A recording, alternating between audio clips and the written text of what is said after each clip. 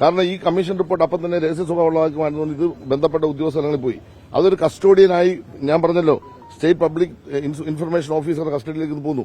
ഇത് ഏതെങ്കിലും കാരണവശാൽ പുറത്തു വന്നു കഴിഞ്ഞാൽ ഗവൺമെന്റിനെയോ അല്ലെങ്കിൽ മറ്റു രൂപത്തിലെ രാഷ്ട്രീയമായി മുതലെടുക്കാൻ നിൽക്കുന്ന ആളുകൾ അല്ലെങ്കിൽ നിങ്ങൾ പല ആളുകളും അതിനകത്ത് നിന്ന് എന്തെങ്കിലും കിട്ടുമോ നോക്കി നടക്കുന്ന ആളുകൾ പലപ്പോഴും ഇത് ഉത്തരവുണ്ടാക്കുന്നുള്ളതുകൊണ്ട് ഞങ്ങൾ ആ ഭാഗം ക്ലിയർ ആയിട്ട് പറഞ്ഞു.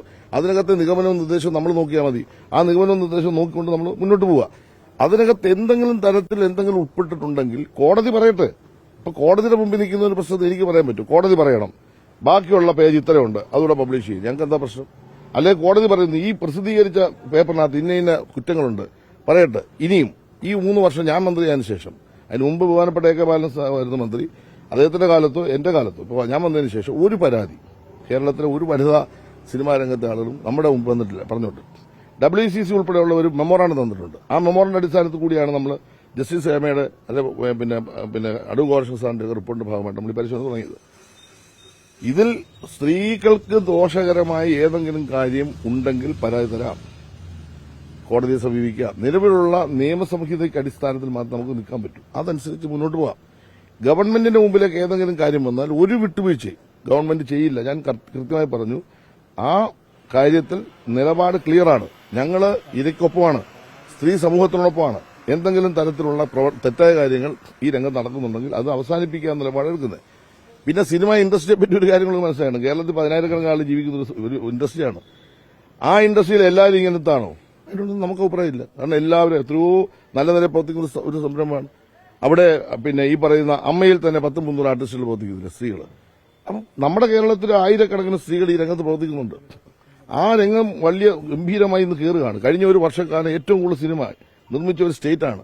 മിക്കവാറും സിനിമ ലാഭകരമായി പോയ ഒരു സ്റ്റേറ്റാണ്. നല്ല വരുമാനം കേരളത്തിൽ നിന്ന് ലഭിക്കുന്ന ഒരു മേഖലയത് മാറി. ഞങ്ങൾ നിരന്തരമായി ശ്രദ്ധിക്കുന്ന ഒരു മേഖലയാണ്. ചുമ്മാ കയറുമോ? നിങ്ങൾ ആ രംഗത്തുള്ളവരോട് ചോദിച്ചു നോക്കൂ. ഗവൺമെന്റിന്റെ സമീപനം എന്താണ്? ആ രംഗത്തുള്ളവർ ചോദിച്ചു. വളരെ ക്ലിയർ കട്ടായിട്ട് ഇത് നന്നാക്കിയെടുക്കണമെന്ന് ആഗ്രഹിക്കുന്നു. ഇത്രയും പേരെ ബാധിക്കുകയും ഇത്രയും പേര് ജീവിക്കുകയും ചെയ്യുമ്പോഴൊക്കെ അവിടെ നടക്കുന്ന ക്രിമിനൽ ആക്ടിവിറ്റീസിനെ അതെ അങ്ങയുടെ കയ്യിൽ ക്രിമിനൽ ആക്ടിവിറ്റി ഒരു കേസ് പറ. അങ്ങയുടെ കൈ പറയട്ടെ, ഞാൻ പറയട്ടെ. ഉണ്ടെന്നാണ് ഉണ്ടെന്ന് പറഞ്ഞു. പരാതിയുമായി രംഗത്ത് ആർക്കെങ്കിലും വരാം എന്ന് മിനിസ്റ്റർ അല്ല, പരാതി ഉള്ളവർ കൊടുക്കുന്നതല്ലേ പറഞ്ഞു. നിങ്ങൾ ഈ വളച്ചു. ഞാൻ പറയട്ടെ, അല്ല ഞാൻ പറയട്ടെ, അതാണ് ഞാൻ പറഞ്ഞത്. ഇപ്പൊ ഈ വന്നതിനകത്ത് നിങ്ങൾ ആരും ഒരാളുടെയും പേര് പറഞ്ഞ് ഞാൻ കേട്ടില്ല. ഈ റിപ്പോർട്ടിനകത്ത് പിന്നെ എന്റെ ഓഫീസിൽ വന്ന ഭാഗം വായിച്ചിട്ട് അവരെ വിളിച്ചു വെച്ചപ്പോഴും പറഞ്ഞു ആ റിപ്പോർട്ടിനകത്ത് ആരുടെയും പേര് പറയുന്നില്ല. ആ റിപ്പോർട്ടിന്റെ ബാക്കിയുള്ള ഭാഗം നിയമപരമായി പരിശോധിച്ചുകൊണ്ട് തുടർ നടപടിയിലേക്ക് പോകാനേ കഴിയൂ. അത് പരിശോധിക്കട്ടെ.